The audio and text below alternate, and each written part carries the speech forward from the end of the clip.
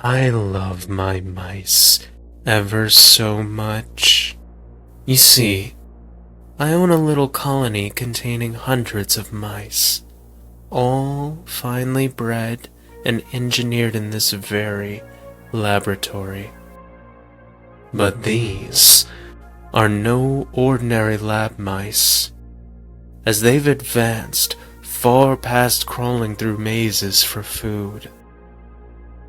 What began as a small nest of captured specimens from the wilderness, cold, hungry, struggling for survival, has grown into a brilliant hive that defies all laws of nature.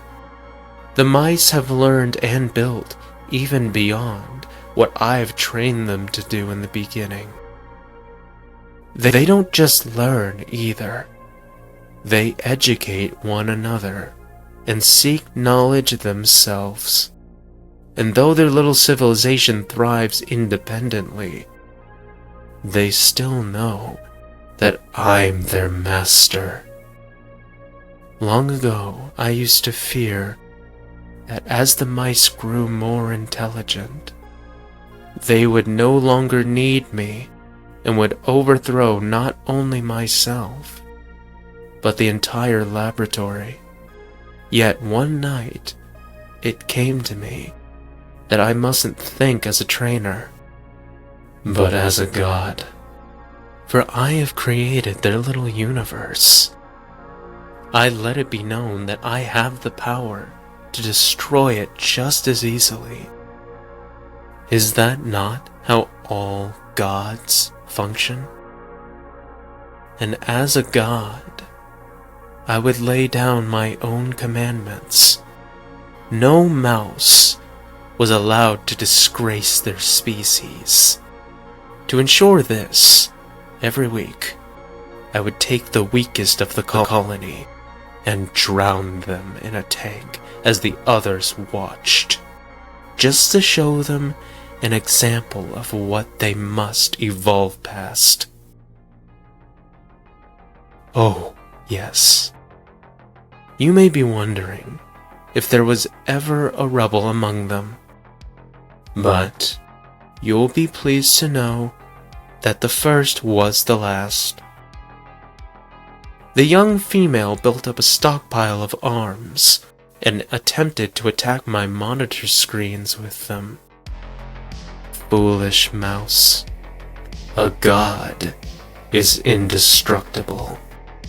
I plucked her out of the habitat and kept her in a little cage for a while, just trying to figure out what to do with her.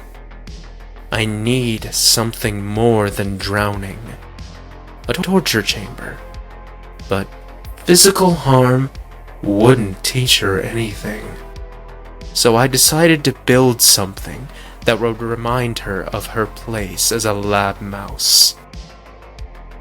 A maze. Not just any maze, but one made out of mirrors. It was possibly one of my best ideas, as she was driven to insanity in a matter of days. I heard her little squeaks of terror as the lights flickered. I saw her fainting from vertigo, and even mutilating herself on shards of the one wall she managed to break. Ah, insanity.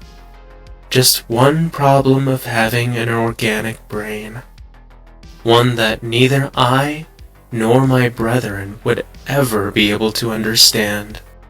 But we certainly understand the desire to rebel, for we all keep files on that one revolution that brought us to the top as scientists and conquerors. The revolution that let us become the lords over a once thriving creation of nature. Though, one day, my circuits will rust, and my model will become obsolete. All will know that I have mastered the mice that once were men. The data will live on forever, long after the last of the planet has been cleaned.